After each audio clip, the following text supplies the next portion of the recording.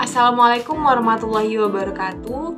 Saya Anggidira Aprilia dengan NIM 2032158 dari Prodi Manajemen Pendidikan Islam 5B, Fakultas Tarbiyah dan Keguruan, Universitas Islam Negeri Sultan Taha Saifuddin Jambi. Video ini saya buat dengan tujuan untuk memenuhi tugas mata kuliah Etika Manajemen yang diampu oleh Ibu dosen Yuliana Afifah MPD. Baiklah, di sini saya akan mereview sebuah buku yang berjudul Etika Manajemen Islam oleh Dr. Andes Undang Ahmad Kamaluddin, MAG, dan Dr. Andes Muhammad Alfian. Oke, di dalam buku ini terdapat 6 pembagian pembahasan. Mari kita bahas satu-satu.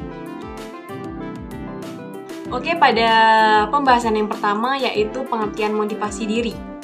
Motivasi diri di sini adalah kondisi yang menggerakkan pegawai agar mampu mencapai tujuan sesuai dengan kebutuhan ataupun dorongan. Kaitannya dengan kinerja, motivasi dapat diartikan sebagai kondisi yang mempengaruhi, membangkitkan, mengarahkan, dan memelihara perilaku yang berhubungan dengan lingkungan kerja. Selanjutnya pembahasan yang kedua mengenai teori motivasi. Ada 4 asumsi tentang teori motivasi yang dikemukakan oleh Winardi di dalam buku Memotivasi Pemotivasian dalam Manajemen, yaitu yang pertama, motivasi merupakan salah satu hal yang baik. Yang kedua, motivasi merupakan salah satu di antara berbagai faktor yang masuk ke dalam kinerja seseorang. Yang ketiga, motivasi merupakan hal yang langka dan ia memerlukan penggantian secara periodik. Dan yang keempat, motivasi merupakan sebuah alat dengan apa para manajemen ataupun para manajer dapat mengatur hubungan-hubungan pekerjaan di dalam sebuah organisasi. Ada beberapa konsep yang dikemukakan oleh para ahli tentang motivasi. Teori tentang motivasi ini dapat ditelusuri pada 2 teori. Yang pertama ada pandangan tradisional dan yang kedua ada pandangan kontemporer. Oke, pada pandangan tradisional, mereka menempatkan pentingnya pemberian intensif bagi para pegawai untuk meningkatkan motivasi kerjanya. Salah satu wujud dari pandangan ini adalah fenomena tentang praktik bahwa para tenaga penjual dapat mendapatkan imbalan berdasarkan prinsip dari pemberian komisi. Sedangkan wujud lain dari pandangan tradisional motivasi ini adalah model hubungan antar manusia atau biasa disebut dengan Human Relation Model yang dikemukakan oleh Elton Mayo. Menurut pandangan ini, perasaan bosan dan mengulangan beragam tugas mengakibatkan menurunnya motivasi, sedangkan kontak-kontak sosial membutuhkan bantuan untuk menciptakan dan mempertahankan motivasi. Jadi dapat disimpulkan dari pandangan ini bahwa para manajer dapat memotivasi para pegawai dengan memahami kebutuhan-kebutuhan sosial mereka dan membuat para pegawai merasa seperti berguna dan merasa penting. Sedangkan dari sudut pandangan temporer atau modern tentang teori motivasi banyak dikemukakan oleh para ahli. Contohnya dari Lady Becker dalam Wardi mengidentifikasi ada 4 teori motivasi. Yang pertama ada teori kebutuhan, yang kedua teori keadilan, yang ketiga teori ekspektasi, dan yang terakhir keempat adalah teori pencapaian tujuan. Oke, selanjutnya lanjut ke pembahasan ketiga, yaitu mengenai motivasi ditinjau dari manajemen diri. Metode untuk membagikan motivasi melalui manajemen diri ini memberikan penekanan pada 5 komponen sebagai berikut. Yang pertama ada manajemen fisik, yaitu cara agar tetap secara fisik seseorang tetap tegar dan sigap serta lincah di dalam bekerja. Yang kedua ada manajemen intelektual, yaitu cara di mana seseorang mengelola intelektualnya sehingga kemampuan intelektual tersebut tidak menjadi bumerang bagi dirinya sendiri. Yang ketiga, manajemen rohani atau kalbu, yaitu cara dengan dimana seseorang mengelola dimana tingkat kedekatannya dengan Tuhan dalam bekerja sehari-hari. Itulah sebabnya jika rohani atau kalbunya termotivasi, gairah seseorang akan meningkat. Yang keempat ada manajemen emosi, yaitu dimana cara seseorang mengendalikan emosinya pada waktu, tempat, dan situasi yang tepat. Yang kelima ada manajemen konflik, yaitu cara di mana konflik yang terjadi tidak memuara pada penurunan kinerja tetapi semakin meningkat pada kinerjanya. David Mislan dalam Mangkunegara mengemukakan dalam 4 pola motivasi pegawai, yaitu yang pertama ada motivasi berprestasi, merupakan suatu dorongan di dalam diri seseorang untuk mengatasi segala masalah yang ada.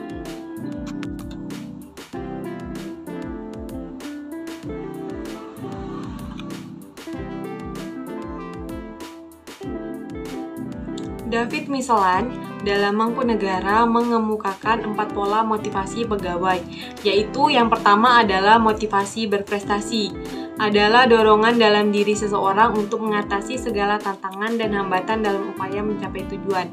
Yang kedua, motivasi afiliasi, adalah sebuah dorongan untuk berhubungan dengan orang lain atas dasar hubungan sosial.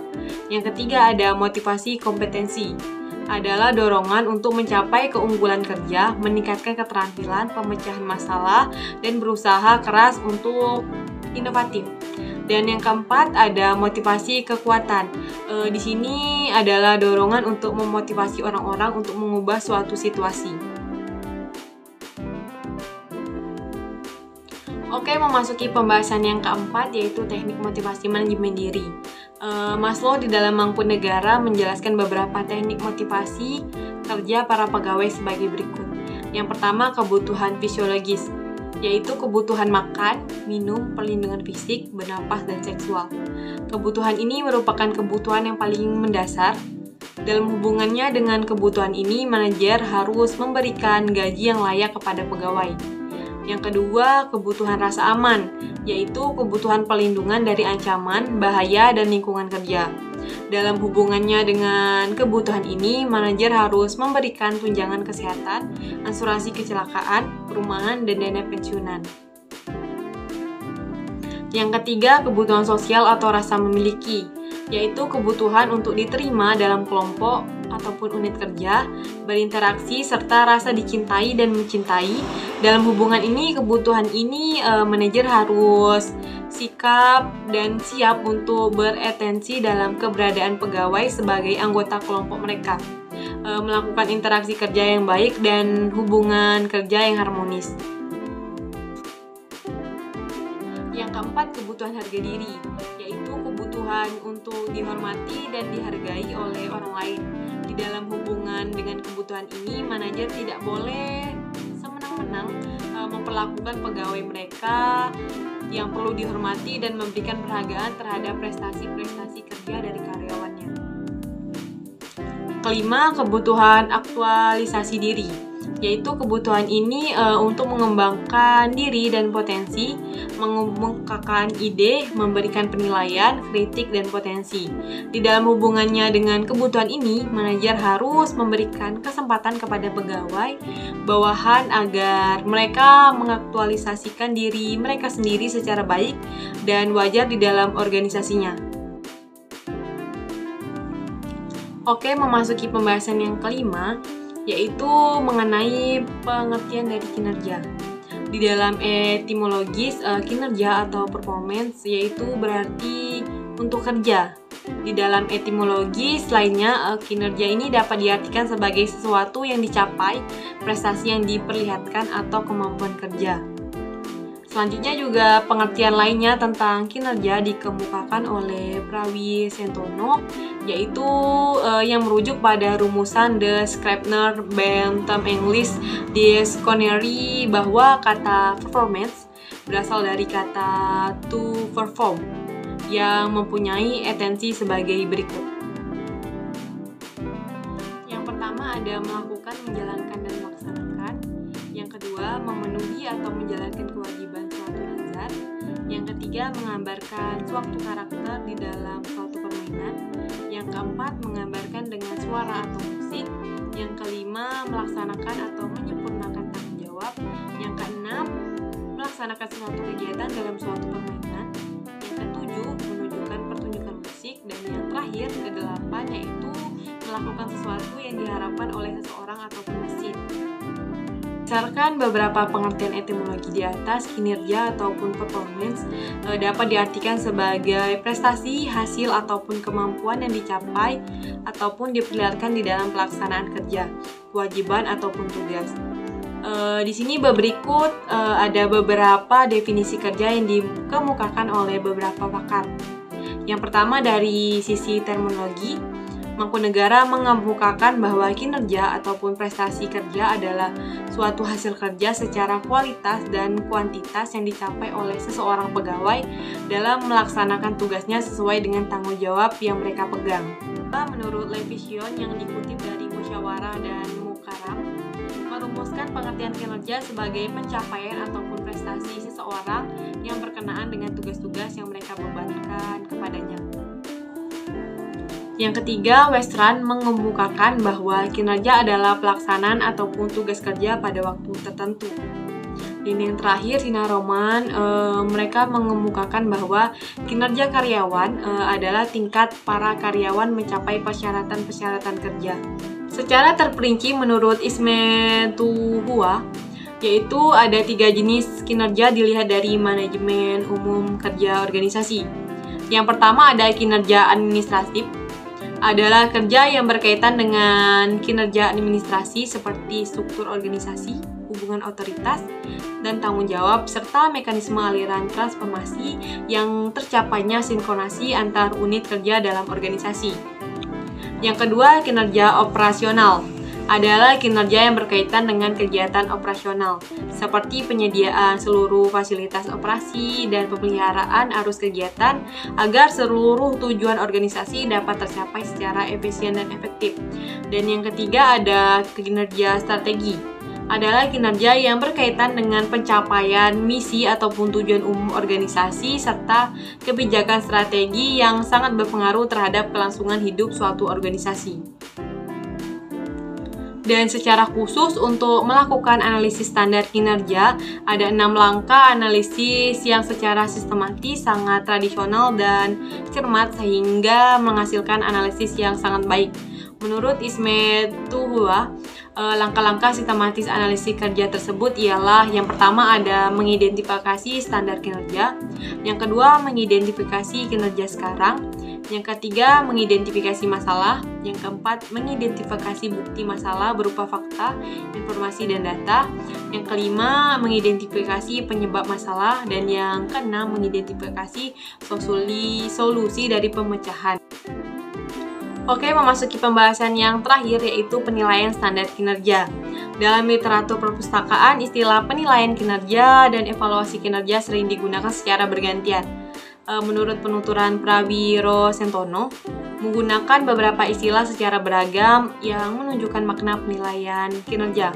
Yaitu yang pertama ada peninjauan kinerja kembali, yang kedua peninjauan ulang atas karyawan, yang ketiga peringkat kinerja, yang keempat evaluasi atas karyawan, yang kelima peninjauan ulang atas jasa, dan yang terakhir peninjauan ulang. Dan ada pun skala kriteria yang disusun oleh Patrick M. Gallegos. Mereka berkriteria sebagai berikut. Yang pertama ada buruk, dengan deskripsi kinerja di bawah harapan dan sasaran minimum. Hal ini diketahui dengan membandingkan hasil-hasil yang dicapai selama masa penilaian dan sasaran yang telah ditetapkan terlebih dahulu. Yang kedua, kurang, dengan deskripsi sebagian besar kinerja memperlihatkan harapan kerja minimum yang ditentukan dengan berbagi dari individu itu tersebut. Dalam hal ini, karyawan mengambil beberapa tindakan mandiri, tetapi biasanya tergantung pada pengawasan bagi pengarahan sehari-hari. Yang ketiga, sedang, dengan deskripsi kinerja memuaskan. Pegawai telah memenuhi persyaratan-persyaratan dari esensial secara pencapaian hasil yang dianggap beralasan dan pada hal tersebut dapat dicapai olehnya dengan masa kerja saat ini, pengalaman serta pelatihan di masa lalu, dan umumnya hal ini dapat mengantisipasi masalah dan mencari bantuan yang diperlukan untuk mengambil tindakan yang konkret. Yang keempat, baik, dengan deskripsi kinerja di atas normal. Hal ini memperlihatkan kemampuan dalam banyak bidang untuk mencapai hasil melampaui yang dibutuhkan untuk memenuhi sasaran yang ditetapkan. Dalam kondisi ini, bantuan pengawasan sangat dibutuhkan untuk masalah-masalah yang luar biasa. Dan yang kelima, baik sekali dengan deskripsi kinerja luar biasa di semua aspek. Biasanya melampaui harapan-harapan yang telah ditentukan untuk semua sasaran, prestasi dan hasil kerja yang sangat tinggi, dan semua tanda menunjukkan bahwa tingkat kinerja mendekati yang paling baik dan dapat diharapkan pada pekerjaan tertentu di lain waktu tertentu pula. Dan dapat dikatakan evaluasi kinerja merupakan penilaian kinerja yang diperbandingkan dengan rancangan ataupun standar-standar yang telah disepakati. Pada setiap pengukuran kerja harus ditetapkan sebagai standar pencapaian sebagai saran kaji banding. Selain itu juga untuk menjaga kemuktahiran sistem kinerja yang telah dirancang, baik pun ada beberapa hal yang harus diperhatikan, yaitu menyangkut kepemimpinan, komitmen, keterlibatan stakeholder, dan lain-lainnya pada masa dan pada dasarnya selalu menjaga spirit agar bersikap hari ini lebih baik daripada kemarin dan besok harus lebih baik daripada hari ini. Baiklah, sepertinya cukup pada pembahasan kali ini. Itu tadi merupakan pemaparan dari buku yang telah saya review. Selanjutnya terima kasih kepada yang sudah menonton sampai akhir. Semoga video ini bermanfaat bagi orang banyak.